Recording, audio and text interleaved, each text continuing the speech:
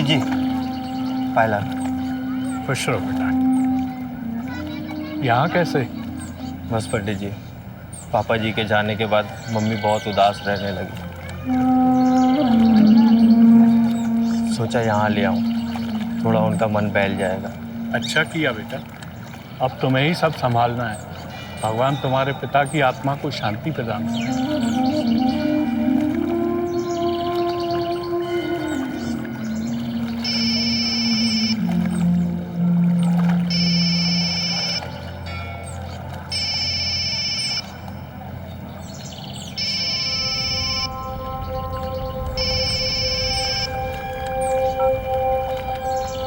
जी जी पापा।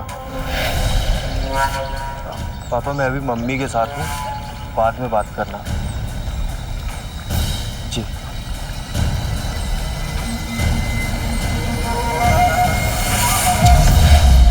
पापा, अभी पंडित जी ने चेतन को उसके पिता के गुजर जाने की दिलासा दी थी, तो फिर चेतन किसको पापा कहकर बुला रहा था?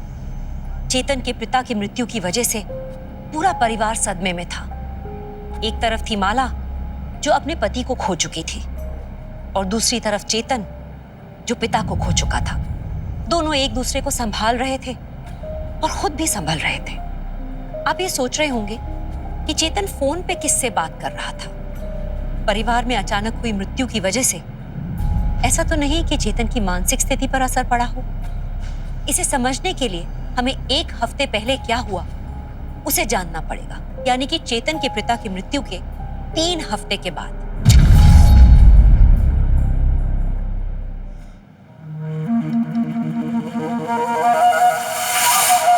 मम्मी, मैं विशाल के घर जा रहा हूँ, थोड़ी देर में लौटूंगा।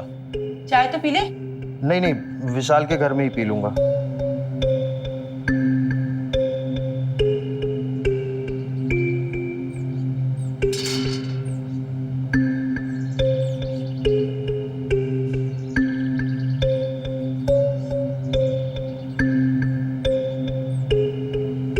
यार ये पैम्पलेट ना मुझे मेरे घर के बाहर से मिला।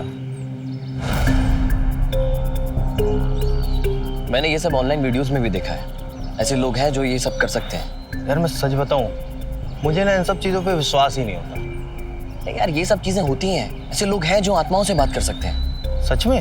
हाँ। ये लो बेटा, चाय लो। और ये क्या है?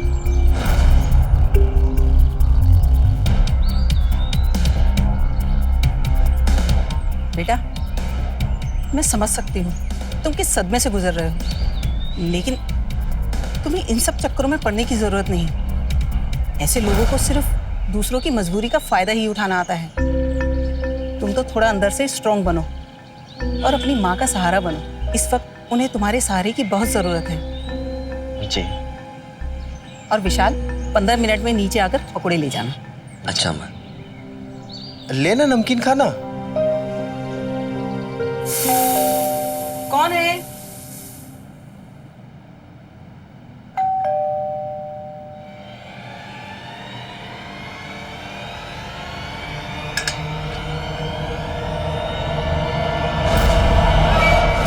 तुम? हाँ प्रीता, मैं तुम लोगों से मिलने आया हूँ। तुम्हें यहाँ का एड्रेस किसने दिया? चले जाओ यहाँ से, मुझे तुमसे कोई बात नहीं करनी। बेटा मेरी बात सुनो, मुझे अंदर आने दो। मुझे अपने बेटे से मिलना है। तुम्हें 21 साल बाद याद आया कि तुम्हारा कोई बेटा भी है? चले जाओ यहाँ से, मैं विशाल से तुम्हें नहीं मिलने दूंगी।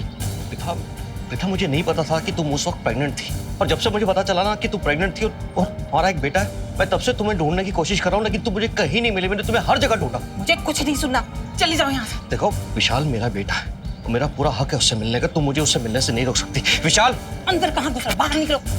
और तुमने ज्यादा जबरदस्ती की ना, मैं पुलिस को जाकर सब बता दूंगी कि तुमने मुझे पहले कितना टॉर्चर किया है। फिर सोच लेना दिल्ली के नामी ग्रामी बिजनेसमैन भुवनेश गुप्ता का क्या हश्र होगा। ठीक है प्रीता, मैं भी देखता हूँ कि तुम मुझे मेरे बेटे विशाल से मिलने से कब तक रोकती हो।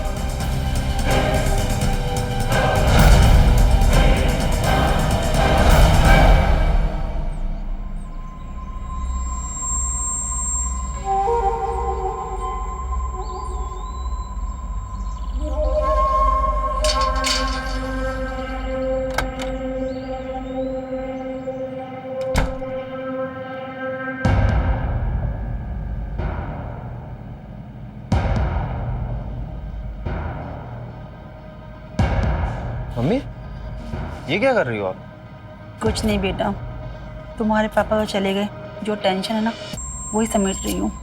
टेंशन? इंश्योरेंस पॉलिसी बेचने के साथ साथ वो लोगों का प्रीमियम खुद भरते थे इस उम्मीद में कि आज नहीं कल तो मिल जाएंगे पैसे। अब मुझे समझ नहीं आ रहा किससे कितने पैसे लेने हैं।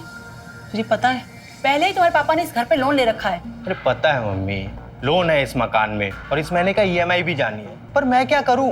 कॉलेज के साथ साथ पार्ट टाइम फ्रीलांसिंग कर तो रहा हूं मैं। फ्रीलांसिंग से होता क्या है? अरे मम्मी, फ्रीलांसिंग से ना ठीक ठाक कमा लेता हूं मैं, और अगर अभी मेरे पास खुद का लैपटॉप होता ना तो और काम उठा सकता था। बार बार काम के लिए विशाल के घर या फिर साइबर कैफे नहीं जाना पड़ता मुझे। तो पापा से लिया क्यों नहीं लैपटॉप? यार आपसे ना बात ही करना बेकार है, जब देखो तब वही बात, वही बात।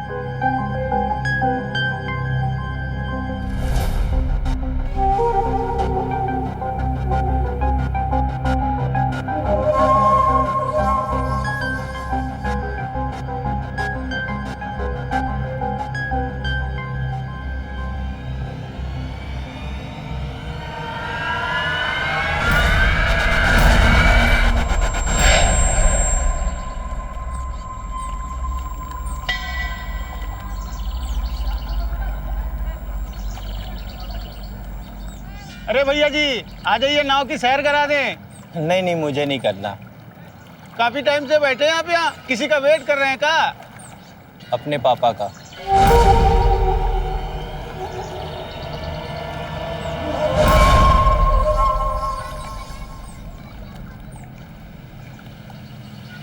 बेटा,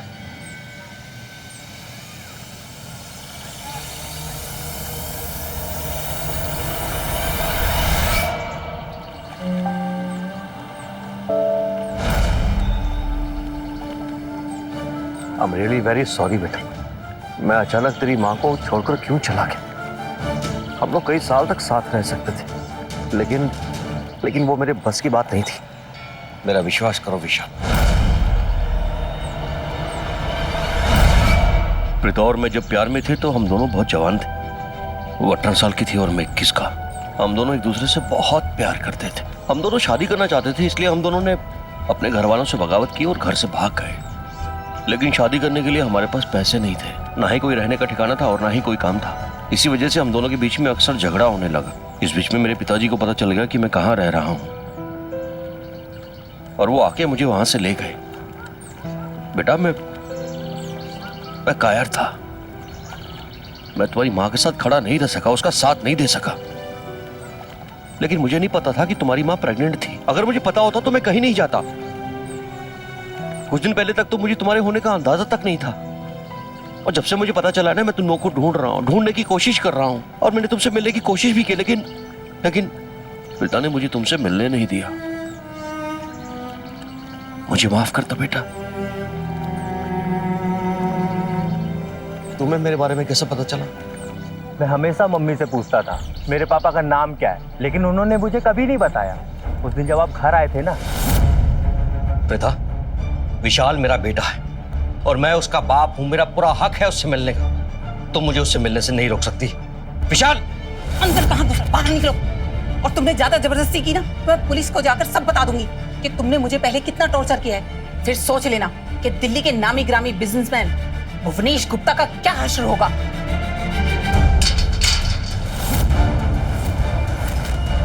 उसके बाद फिर मैंने dostbanao.com में आपको सर्च किया भुवनेश गुप्ता के नाम से, तब मुझे आपके बारे में पता चला सब।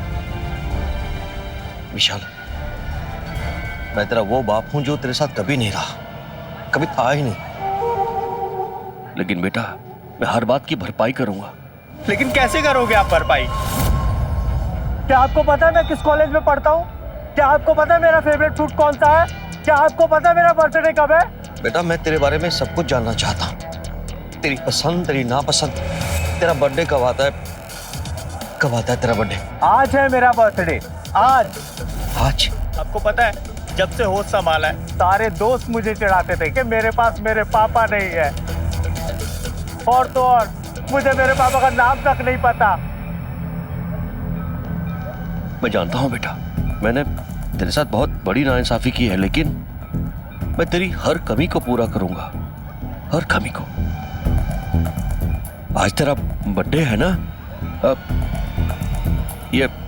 अपने पापा की तरफ से छोटा सा गिफ्ट। मुझे नहीं चाहिए। मुझे पापा की दी हुई गिफ्ट को मना नहीं करते। चुप चुप चुप। ये लो, आज तुम्हारा बर्थडे है ना, हम तुम्हारा जन्मदिन मनाएंगे।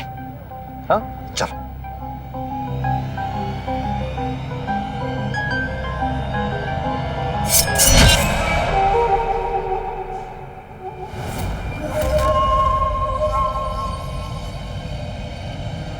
अरे बार बार क्यों फोन कर रहे हो? बोला ना अभी बात नहीं कर सकता, कल बात करूंगा। अच्छा चलो बताओ क्या बात है। मैं कल मथुरा आ रहा हूँ तुमसे मिलने के लिए। मथुरा? लेकिन क्यों? बेटा बड़ा मन कर रहा है तुमसे मिलने का। तुम मिलोगे ना मुझसे? पापा देखो, मैं पक्का नहीं बता सकता। बेटा कल शाम को 4 बजे मैं RR मॉल के बाहर तुम्हारा इंतजार करूंगा। मैं बोल रहा हूँ ना, मैं आपको पक्का नहीं बता सकता। आप इंतजार मत करना मेरा। बेटा जब तक तुम नहीं आओगे ना, मैं तुम्हारा इंतजार करता ही रहूंगा। अच्छा ठीक है, चलो मैं आ जाऊंगा। थैंक यू बेटा, थैंक यू वेरी मच।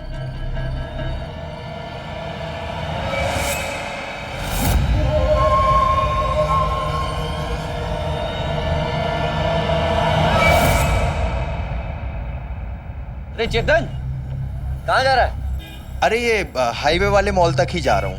मैं भी उधर ही जा रहा हूँ। आ बैठ। नहीं, तू जाना, तेरे को भी कुछ काम होगा, मैं चला जाऊंगा, यही तो है। तुझे हो गया है? तू 10 कदम तक पैदल नहीं चल सकता और आज बोल रहा है यहीं छोड़ दे मुझे।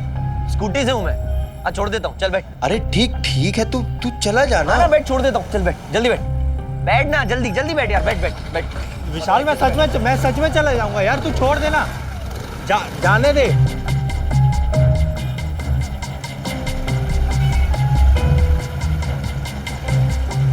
अरे यार कहाँ से मिल गया ये?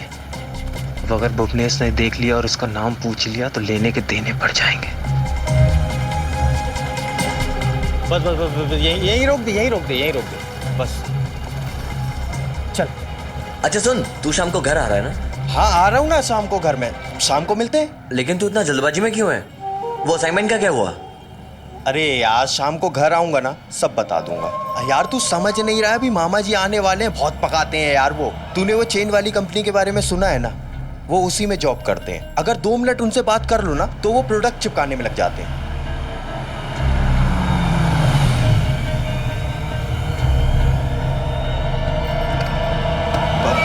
भाई आ गए वो। अच्छा मैं भी मिलता हूँ ना मामा से। तुझे प्रोडक्ट खरीदना है क्या? मुझे कुछ नहीं खरीदना। हाँ तो फिर जा ना तू।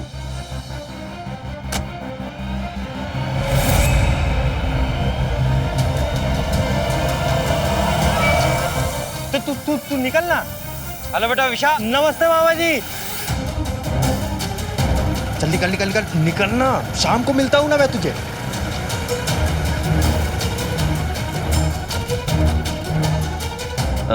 कौन था बेटा ये? वो मेरा दोस्त चेतन था। अरे तो मुझसे मिलवाना चाहिए था ना। मैं कैसे मिलवाता आपसे? उसे थोड़ी पता है कि आप मेरे पापा हो, तभी तो मैंने आपको मामा जी बोला।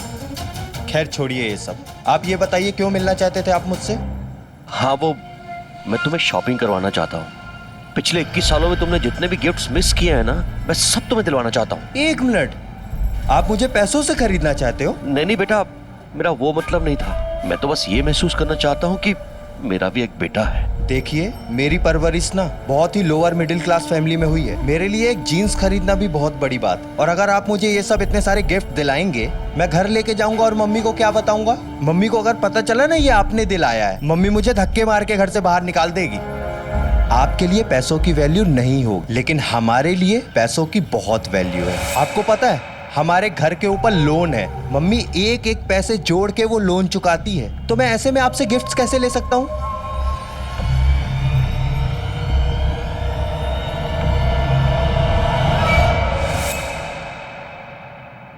तू इतने पैसे कहाँ से लाया? मैंने आपसे कहा था ना, एक ग्राफिक डिजाइनर को फ्रीलांसिंग के अच्छे खासे पैसे मिलते हैं। आप ये पैसे रखो, घर के लोन की EMI दे देना। बेटा ये पैसे तुम खुद रखो और अपना लैपटॉप ले लो। और रही बात EMI की तो मैं देख लूंगी। आप चिंता मत करो मम्मी, मैंने सब हिसाब किताब लगा लिया है। चेतन जिस तरह से विशाल के पिता भुवनेश के साथ धोखा कर रहा था, वो कब तक चलता? ठगी में मिली कामयाबी चेतन का हौसला बढ़ा रही थी, पर फिर एक दिन चेतन के सामने एक नई चुनौती खड़ी हो गई। भुवनेश ने उससे पृथा के साथ उसकी एक तस्वीर मांग ली। चेतन ने ग्राफिक डिजाइनिंग की मदद लेके ठगी के इस जाल को और फैला दिया।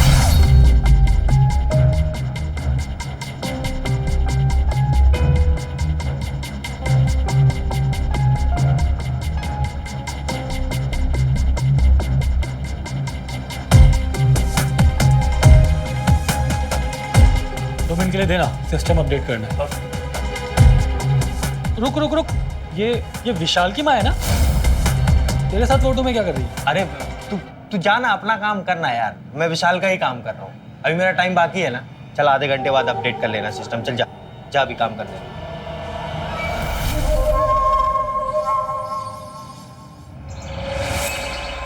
दिल्ली जाना? क्यों? आप नहीं चाहते मैं दिल्ली आऊं? नहीं बेटा, ये तो अच्छी बात है, लेकिन तू इतने गुस्से में क्यों है? क्या हुआ? सब ठीक है ना?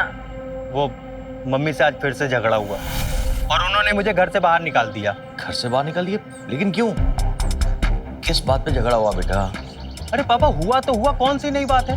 पर पापा, आप कब थे हम लोगों के साथ जो आज इतनी चिंता कर रहे हो?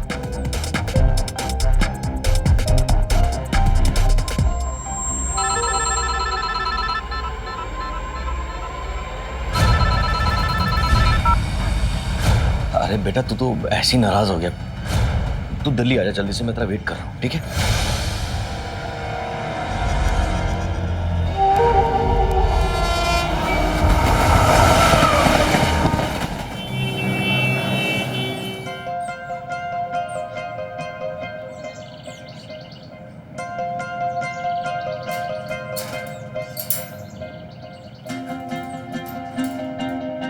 पापा, मैंने ना अपने एक दोस्त से लैपटॉप लिया था और वो मुझसे खराब हो गया।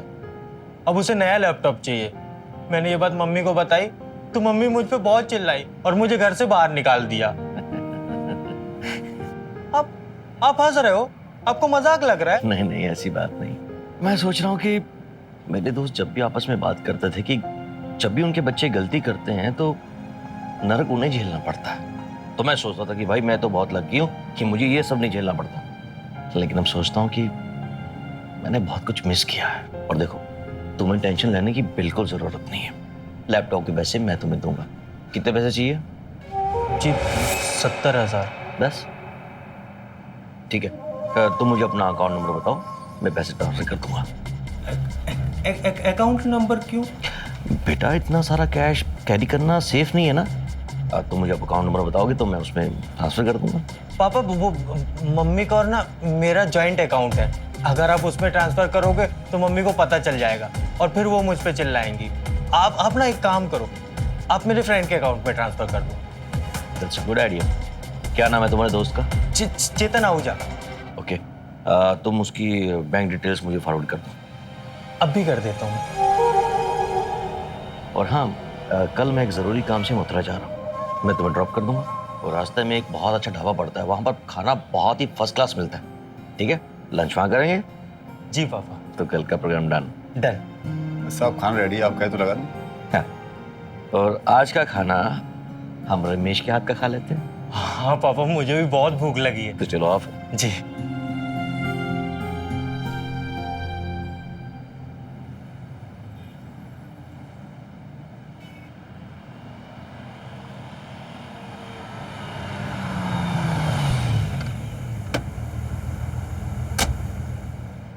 यहाँ पर खाना बहुत ही बढ़िया मिलता है। हाँ, तू खाएगा ना तो बस। ओए, तू यहाँ क्या कर रहा है? आप चलिए, मैं आता हूँ। अरे वो मैं दिल्ली आया था यार, मेरे एक अंकल से मिलने के लिए। अच्छा चल यार, मैं चलता हूँ। वैसे भी हम लोग ना बहुत लेट हो गए। ठीक है विशाल, तू क्या खाएगा? वेज? अब वेज। ठीक है भाई, सुना, चल मिलता हूँ, मथुरा में मिलता हूँ ना। ठीक है, चल बाय।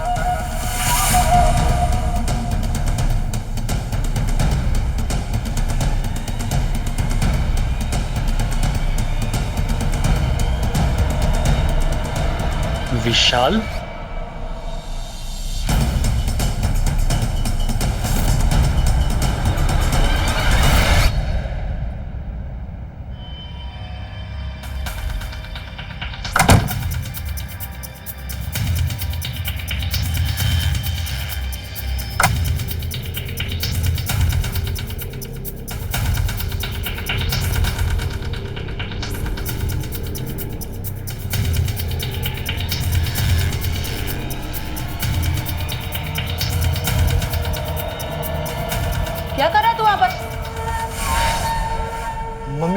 ग्राफिक डिजाइनिंग की बुक ढूंढ रहा था, मिल नहीं रही है। यहाँ नहीं होगी, कहीं और रखी होगी, मैं ढूंढ लेता हूँ। बेटा तेरा इंटरव्यू कैसा रहा? जॉब मिल गई तुझे? नहीं मम्मी, मैं इंटरव्यू क्लियर नहीं कर पाया। बेकार में दिल्ली जाने आने में पैसे बर्बाद कर दिए तूने। घर में ऐसे इतनी किल्लत चल रही है हमारे। नहीं मम्मी, मुझे एक और फ्रीलांस प्रोजेक्ट मिल गया। आप पैसे की चिंता बिल्कुल भी मत करो, मैं देख लूँगा।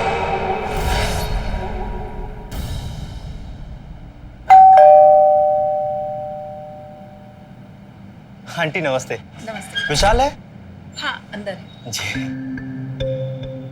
ए विशाल, ए गेम खेल रहा है? नया गेम है क्या ये? हाँ नया है, साइबर से डाउनलोड किया है। तू भी खेल लेना। विशाल पागल हो गया है क्या? मैं विशाल हूँ, ये चेतन है। सुबह सुबह पिया है। सॉरी, वो जुबान फिसल गई।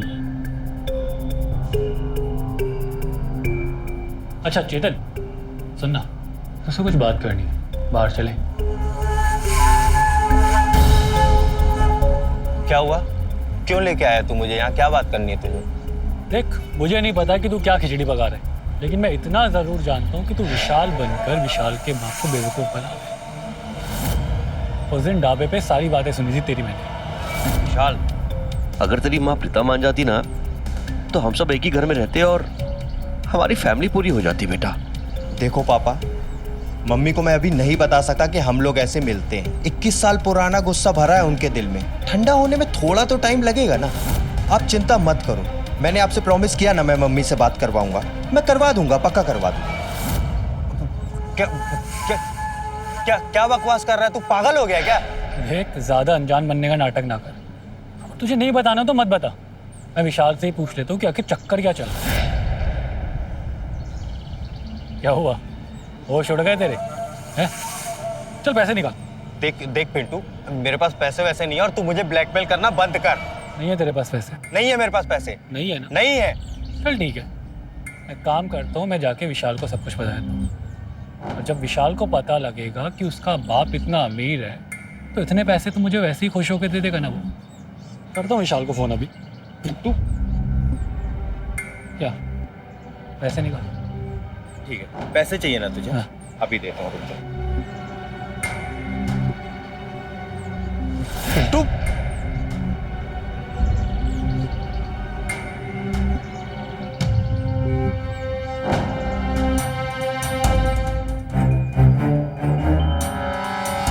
देख अब तुझे पैसे मिल गए ना, चल निकल यहाँ से, चल निकल। देख, उस दिन विशाल के बाप की गाड़ी की फोटो खींची थी मैंने।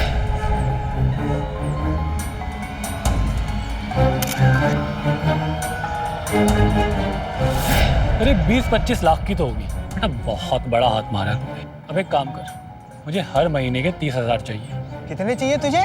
30,000। कहाँ से लाऊंगा मैं इतने पैसे? पागल हो गया क्या? दिमाग खराब है तेरा? 1 लाख की तो होगी ना ये। अबे जब तू विशाल के बाप को बेवकूफ बना के 1 लाख की घड़ी ले सकता है, 30,000 कौन सी बड़ी बात है तेरे लिए? हैं? चल पिंटू छोड़, बोला ना पिंटू, मत कर, ये मेरी है। छोड़, बोलो ना मत कर, साले साले बोलो ना मत कर, मत कर।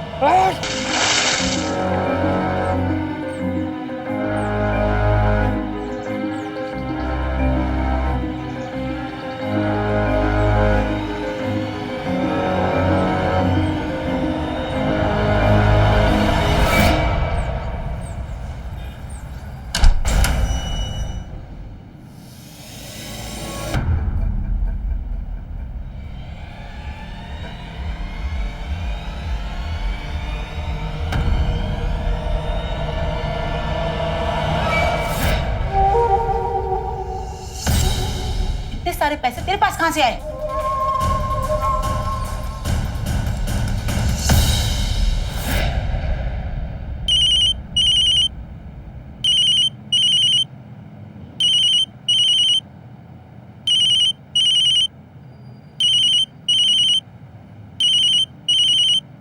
विशाल? हाँ विशाल बोलो।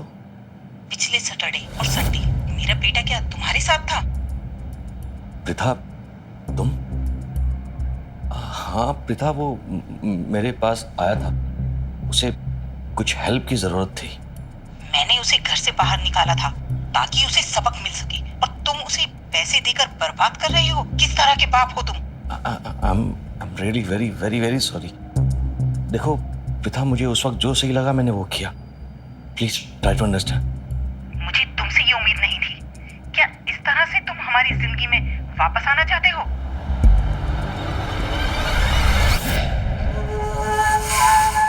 ऐसे ये आदमी कितना अमीर है? बहुत।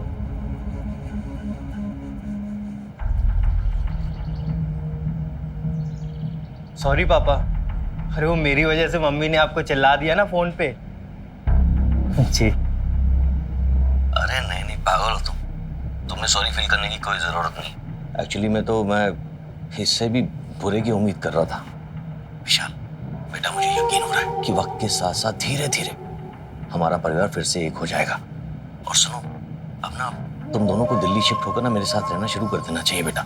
अरे ये अब लेकिन पापा मम्मी मानेंगी नहीं, और मुझे अपना कॉलेज भी तो कंप्लीट करना है ना. दिल्ली शिफ्ट होने के लिए मुझे दिल्ली में जॉब भी तो चाहिए. अरे तुम्हें कहीं और जॉब करने की क्या जरूरत है? तुम मेरी कंपनी में काम करो ना. अरे सब कुछ तुम्हारा ही तो है विशाल बेटा. वाह पापा, 21 साल पहले तो आप हमें छोड़ के चले गए, और अब अचानक आके आप हमसे ये उम्मीद कर रहे हो कि हम वहाँ आए और मैं आपके अंडर में जॉब करूँ. नहीं नहीं बेटा, मेरा ये मतलब नहीं था. तुम्हें मेरे अंडर में जॉब करने की कोई जरूरत नहीं है. और वैसे भी बेटा, मेरे मरने के बाद सब कुछ तुम्हारा ही तो है, कंपनी भी. अब नहीं पापा, मैंने ना जॉब के लिए अप्लाई कर दिया है और मैं ट्राई कर रहा हूँ दिल्ली ब्रांच के लिए. पापा जॉब बहुत अच्छी है, और आपको पता है वो मुझे ना पर मंथ 80,000 दे रहे हैं. लेकिन पापा वो... लेकिन क्या?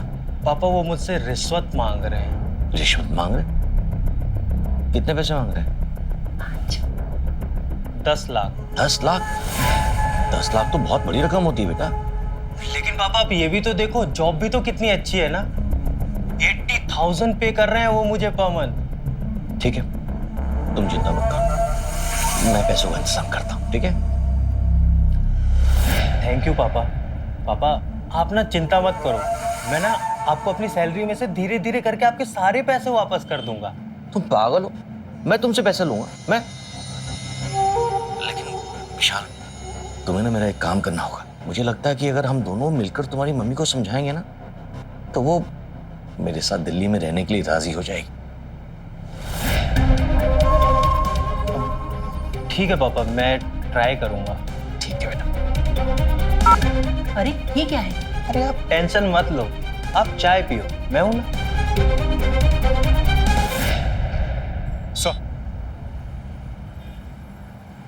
सर अभी फोन आया था, जो रेलवे ब्रिज के नीचे जो लाश मिली थी उसकी पोस्टमार्टम रिपोर्ट आ गई है.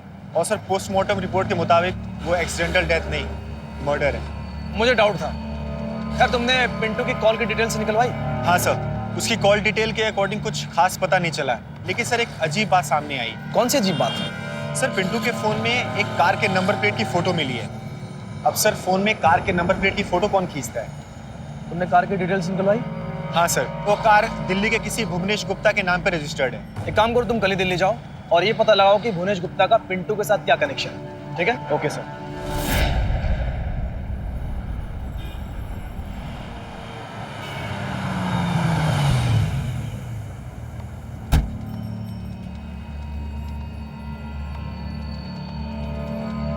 अरे सुनो. हाँ जी. जी सर बोलिए. भुवनेश गुप्ता जी से बात हो सकती है? साहब तो मथुरा गए हैं. मथुरा गए हैं? हाँ जी. ये भुवनेश जी की कार है? सर नंबर से तो हमारे साहब की गाड़ी लिखती है. अच्छा, किसी पिंटू नाम के लड़के को उनके साथ देखा है कभी? पिंटू? सर ये नाम तो मैं पहली बार सुन रहा हूँ, कभी नाम सुना नहीं है सर. अच्छा, ये मथुरा किस काम से गए हैं तुम्हारे साहब जी, कुछ आइडिया है तुम्हें? हाँ, साहब का लड़का रहता है ना विशाल मथुरा में, तो उनसे मिलने जाते हूँ. हाँ बेटा विशाल, बस मैं रास्ते में हूँ, थोड़ी देर में तुम्हारे घर पहुँच जाऊंगा तुमसे मिलने के लिए. नहीं पापा, आप घर मत आना, मम्मी को अच्छा नहीं लगेगा. तुम मम्मी की टेंशन मत लो, मैं प्रीता को अच्छी तरह से जानता हूँ, वो मुझे माफ कर देगी. नहीं भी किया तो मैं कम से कम तुमसे तो मिल लूंगा ना. और हाँ, मैं पैसे अपने साथ ला रहा हूँ, पूरे 10 लाख. लेकिन पापा आप... हेलो हेलो हेलो. ये फोन की बैटरी भी बंद होनी थी. ड्राइवर, तो फोन को चार्जिंग पे लगा.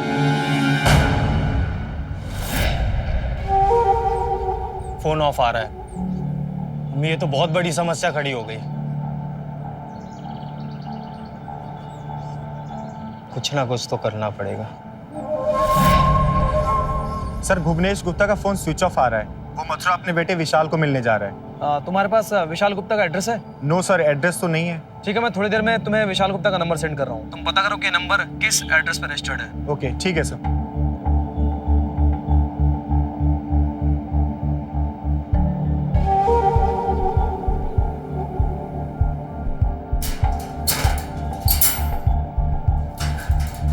नमस्ते आंटी। नमस्ते। आंटी वो मम्मी को आपसे कुछ हेल्प चाहिए थी।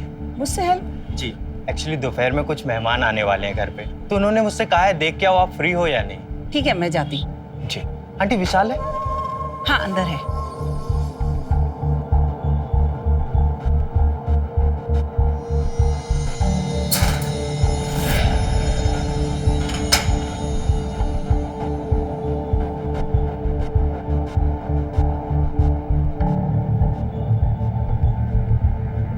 अरे चेतन तू आ बैठ। विशाल मैं क्या बोल रहा हूँ यार, असाइनमेंट आज ही कंप्लीट कर लेते हैं ना। आज ही असाइनमेंट क्यों करना है, कल करते हैं ना। भाई तू समझ नहीं रहा है, कल मेहमान आने वाले हैं घर पे, कल बिल्कुल भी टाइम नहीं मिलेगा यार। और मम्मी ने अभी से बोल रखा है कल पूरे दिन मुझे घर में रहना पड़ेगा। आज ही कर लेते हैं ना यार भाई प्लीज। सच में तू भी ना।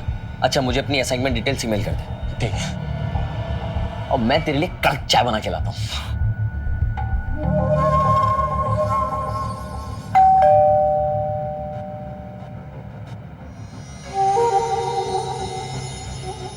अरे शुक्रिया बहन जी जो आप आ गई। अरे शुक्रिया की कोई बात नहीं भाभी जी, आखिर पड़ोसी किस दिन काम आएंगे। आइए।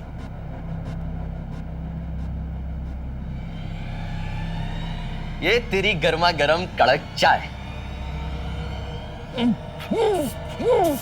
चेतन क्या हुआ?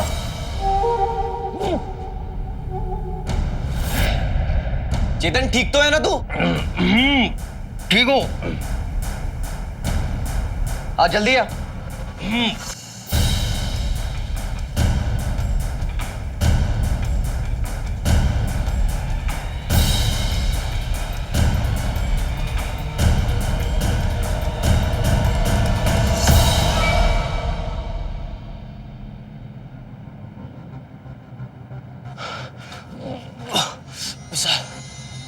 भाई मुझे लग रहा है फूड पॉइजनिंग हो गई है मुझे। तू प्लीज मेडिकल जाके यार एक मेडिसिन ला देना प्लीज भाई। ऐसे क्या देख रहा है, जाना यार भाई प्लीज। ये क्या है चेतन? मेरी मम्मी की फोटोशॉप की हुई फोटो तेरी ईमेल पे क्या कर रही है? अरे तूने देख लिया? अरे यार मैं तेरे साथ मजाक करने वाला था और देख तूने पहले ही सस्पेंस सारा खोल दिया।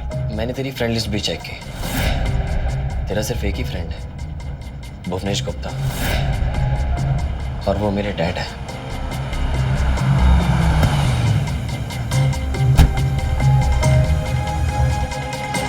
सच बता तू क्या खेल खेल रहा है?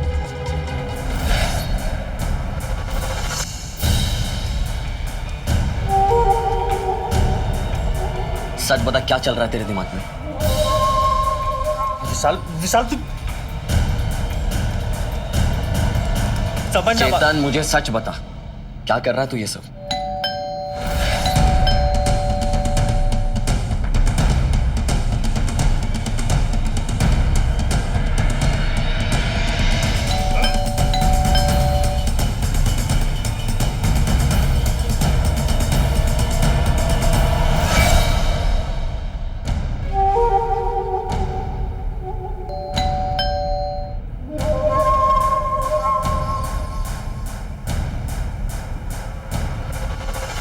अरे पापा आप? पापा मम्मी तो बाहर गई है हॉस्पिटल अपनी किसी सहेली को देखने के लिए, उनको आने में देर हो जाएगी। मैं आपको बताने ही वाला था फोन पे, उसके पहले फोन डिस्कनेक्ट हो गया। हाँ एक्चुअली बेटा वो मेरे फोन की बैटरी बंद हो गई थी। पापा मम्मी को सच में बहुत देर हो जाएगी, आपको वापस चले जाना चाहिए। बेटा तुम्हारी मम्मी से मिले बिना कैसे जा सकता हूँ मैं? पापा मैंने आपसे प्रॉमिस किया है ना, मैं मम्मी से बात करके आपकी सच में फोन में बात करवा दूंगा। अभी आप वापस चले जाओ, बात को समझो पापा।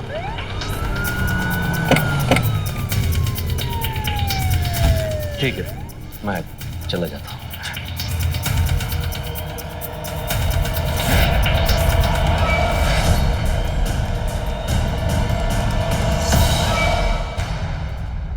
विशाल गुप्ता का घर यही है? सर मैं हूँ विशाल गुप्ता।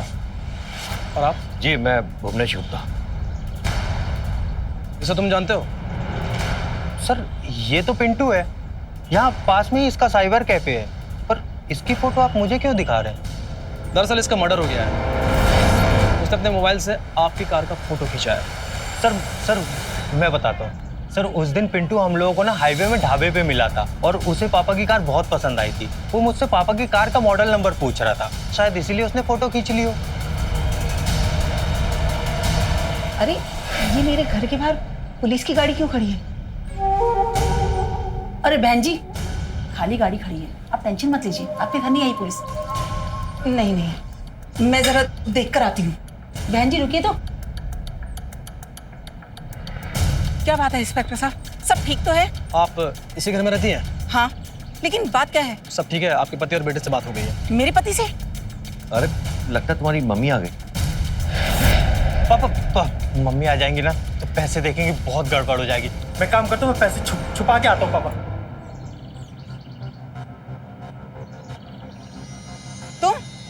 तुम यहाँ क्या कर रहे हो? मैं वो पैसे लेकर आया था। कैसे पैसे? विशाल को चाहिए थे उसकी जॉब के लिए 10 लाख रुपए। विशाल को 10 लाख रुपए चाहिए थे? विशाल विशाल विशाल विशाल विशाल विशाल बेटे बेटे विशाल, ये क्या हो गया बेटा? कौन है ये? तुम इसे विशाल क्यों बोल रही हो? तुम्हारा दिमाग तो खराब नहीं हो गया है? यही तो मेरा बेटा है विशाल। अरे ये विशाल है तो वो कौन है जिससे मैंने पैसे दिए? पानी था। हाँ। विशाल बेटा, क्या हो गया तुम्हें? विशाल विशाल विशाल बेटा, उठो बेटा। विशाल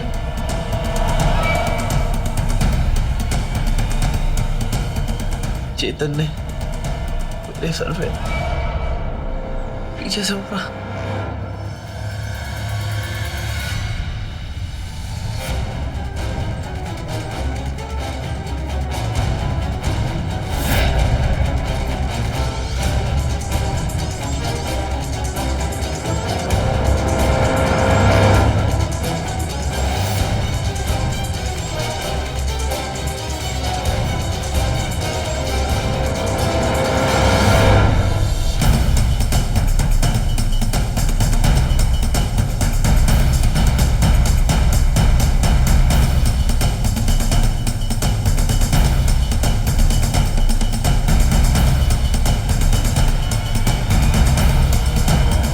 लालच के अंधे को ना कोई रिश्ता दिखता है, ना लालच का बुरा नतीजा। चेतन ने तो अपराध किया ही, पर उसकी मां भी कम दोषी नहीं थी। जिस समय उसे अपने बेटे को उसकी गलती का एहसास दिलाना चाहिए था, तब उसने उसके लालच को शह दिया। मुश्किलें हर किसी के जीवन में आती हैं, पर हमें उन मुश्किलों का सामना करना चाहिए और हालात को बेहतर करने के लिए कड़ी मेहनत करनी चाहिए। हमारे अतीत में हुई बातें अक्सर हमें कमजोर बना देती हैं, लेकिन जो गुजर चुका है उसे हम बदल नहीं सकते, पर उस गलती को सुधारने की कोशिश जरूर कर सकते हैं। भुवनेश को प्रथा से अलग होने की ग्लानि थी और वो अपनी गलती को सुधारना चाहता था। जब चेतन को इस बात का पता चला तो उसने इसका फायदा उठाया। चेतन के हालात काफी खराब थे, पर उसकी वजह से धोखा और हत्या जैसे अपराध करना ना सिर्फ निंदनीय है, बल्कि कानूनन अपराध भी। और अब माँ और बेटा दोनों जेल की सलाखों के पीछे हैं। अगर आपकी जान पहचान में कोई ऐसा है जो ऐसे हालात से गुजर रहा है, तो उनको गलत रास्ते पर जाने से जरूर रोकिए, क्योंकि हम चाहते हैं एक सतर्क, साहसी, सावधान इंडिया। तो सावधान।